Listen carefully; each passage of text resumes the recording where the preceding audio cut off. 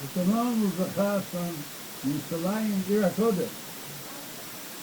Tonight, we begin with the help of Hashem, our formal study of the ethics of the Pirkei Avot, Chapter 1, Mishna 1. The opening Mishna of our tractate traces the origin of the Jewish tradition and the oral law, teaches us how the laws and teachings were transmitted from Moses at Sinai all the way until the time of the men of the Great Assembly at the beginning of the Second Temple, at the beginning of the Second Commonwealth. One would expect such a list to appear in the opening section of the entire Mishnaic order. Avot is not the opening section of Mishnah. Seemingly, it would be ever so more appropriate at the beginning of the first tractate of Shas, at the beginning of the tractate of the Berachot. Why doesn't the Berachot begin? Moshe received the Torah at Sinai and transmitted it, they transmitted it. Why at the beginning of Masechet Avot and not at the beginning of the Masechet Berachot? There are 10. Excuse me?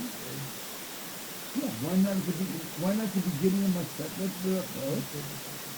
Why do we have it tens and tens of tractates later at the beginning of Tractate Avot?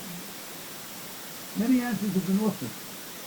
But I would like to share the approach of those who see in this phenomenon the special significance of the line of tradition specifically at the opening of the ethics of the Fathers. To some readers and students of Talmud, some of them feel that there is no need for tradition in areas of ethical behavior. Each person can somehow decide by his or her own analysis what is ethical, what is unethical. They'll come to their own conclusion. Who needs a tradition? Perhaps in the area of the details of the laws of Shabbat. Perhaps in the area of the details of how to carry out the laws of the holidays. Perhaps in the areas of ritual law. Okay, we need a tradition. But who needs a tradition of the ethics? And specifically, the Mishna in Pirkei Avot begins with this one line of tradition. Our opening Mishnah may be there to teach us the vital role of tradition in all areas of ethics as well. We begin. You may want to follow those people who have a copy of Pirkei Avot, Pirkei Avot, Mishna Aleph, the very beginning of Pirkei Avot. Moshe kibel Torah Sinai u'nisarach Yehoshua. Moshe received the Torah from Sinai and handed it over, delivered it, transmitted it to Joshua, to Yehoshua. Moshe kibel Torah Sinai. Moshe received the Torah from Sinai. And Moshe received the Torah from Hashem. Yeah. As you want to use the word Sinai, he didn't receive it from Sinai, he received it at Sinai. So what? Wouldn't Moshe kibel Torah this Sinai be more appropriate? In a certain sense, to get several of the commentaries, Moshe did receive the Torah Sinai, from Sinai. In Midrashic literature, there are lengthy descriptions of how Sinai was chosen to be the mountain of revelation. It seems to be connected to the humble nature of the mountain, a low mountain, a smaller mountain than many others.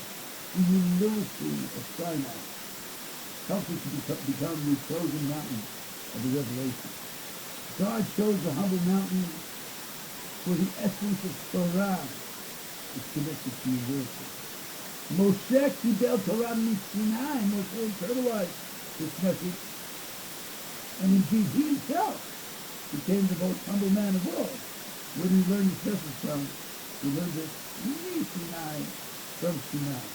Moshe Kibel Torah Sinai, and Yisarach Yehoshua. He transmitted it to Yehoshua. Yehoshua was the Kohen. Yehoshua transmitted the tradition to all the elders and the scholars of that generation. Who's the Kohen in the Nevi'im. And the elders and the scholars of that generation transmitted it to the prophets. If you have received the great tradition, if you have been privy to the pathways of proper life, Mishara, don't keep it to yourself.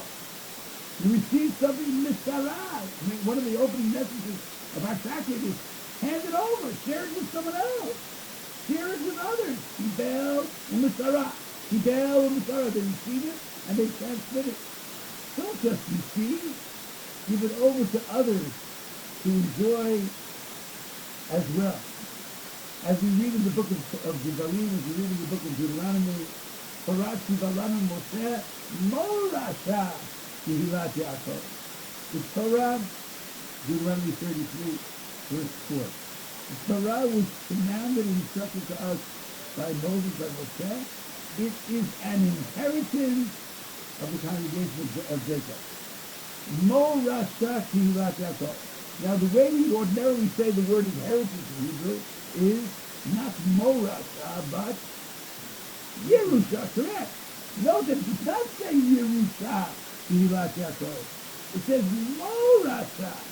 The type of inheritance given to us is the kind of inheritance that we are supposed to bequeath.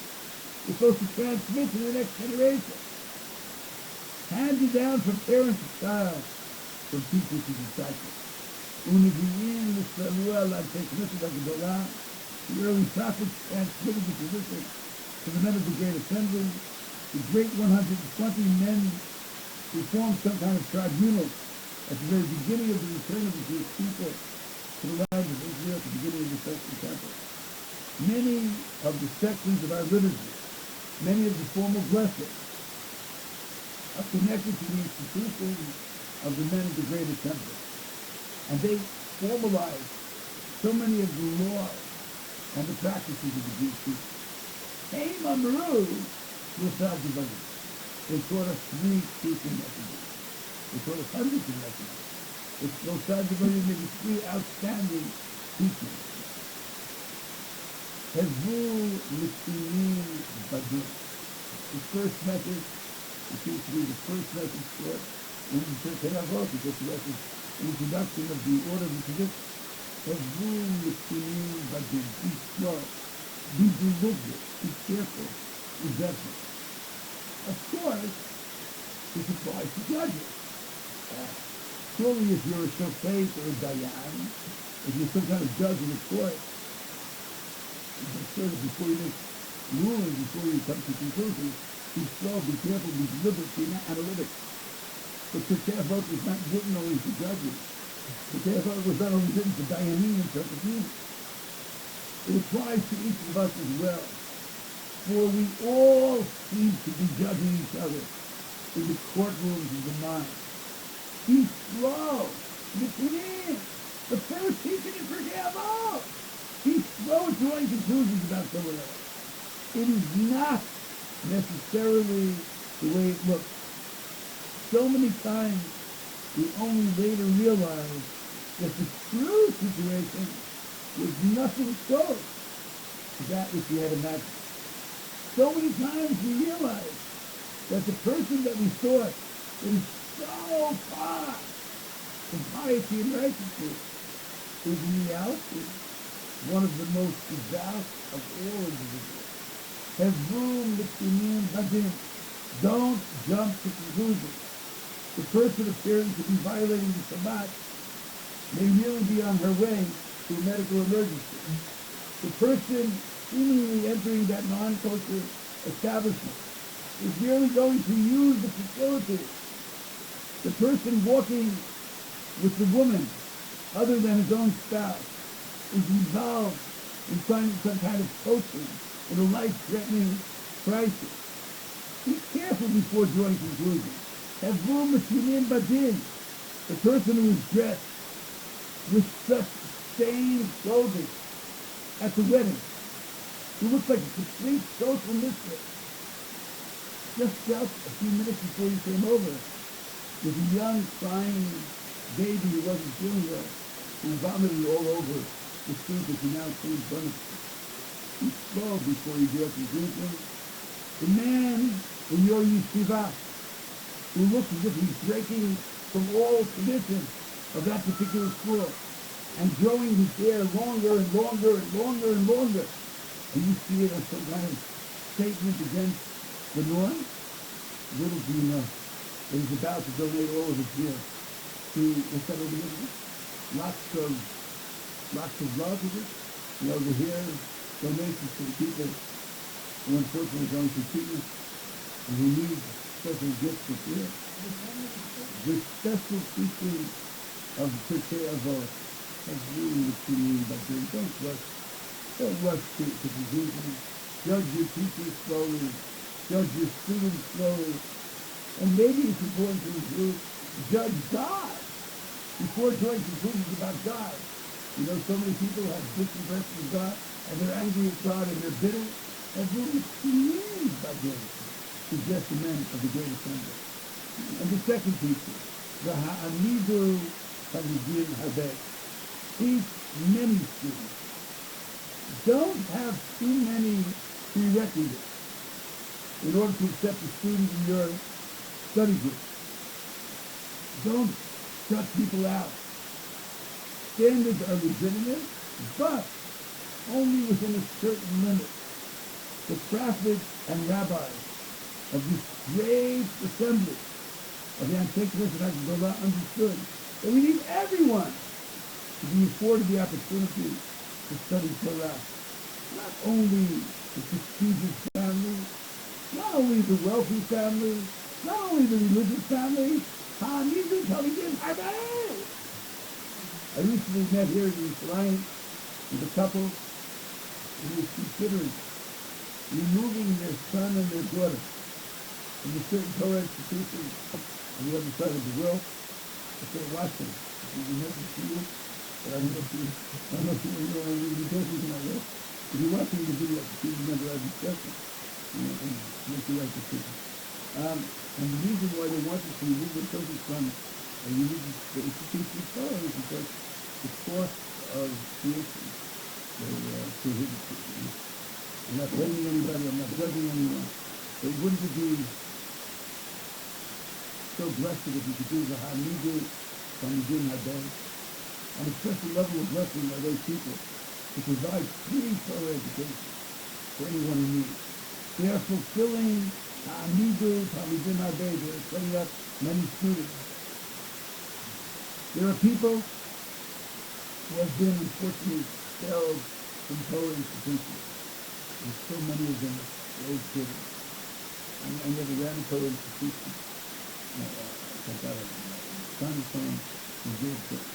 And I know that some of these decisions are very, very difficult. If you know what it is to take someone and expel them from the school, maybe the spirit, I'm not saying it's never easy, but you have to be very careful. The spirit of the Hamidu probably didn't obey to strive to teach all that we can. And exactly how to make these decisions are really up to the expert Torah education. Hamidu Hamidin Hadeh means Ha'amidu, not teach. The way we say teach in Hebrew is Ma'amidu. Ha'amidu means to, anyone? Ha'amid? The Ha'amid? To help them say that, that's the Ha'amid. The Israel form of the Hebrew. The Ha'amid, Ha'amidu Hamidin Hadeh. Give them enough to have them stand up on their own. And these people that I was looking to study in Yeshiva Torah, they will be blessed. They always said, we're not merely trying to teach you that which we are learning. We are trying to teach you how to learn on your own. Ha'amidum Hamidin Hadeh. Teach them how to stand on their own. Give them the skill. Give them the tradition. Give them the self-confidence. Ha'amidum Hamidin Hadeh. Help them stand up on their own. And the third and final teaching of the Mishna is Va'asu Tiyaza Torah. Create a fence around the Torah. All beautiful buildings, all beautiful structures, all beautiful gardens are surrounded by fences, by walls, by bridges. If not, the ground will be completely overturned. The beautiful diamond rings in Yisokeh are surrounded with special enclosures, often even with alarm systems. Many religious activities are prohibited because they will lead to the ultimate level of transgression. And there are people who thought, and even great people who thought, that they can violate the protective laws, the siyas, without ever violating the true law. How tragically wrong they were in so many of the cases. Great people have been involved in the most horrific of activities, for they thought that they were not in need of a siyas. They needed no safeguard. They needed no protection. Upon which side levels of example.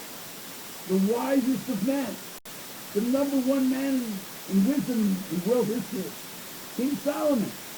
Vayecham mikol ha'adam. Vayehi shmo b'chol hagoyim saviv.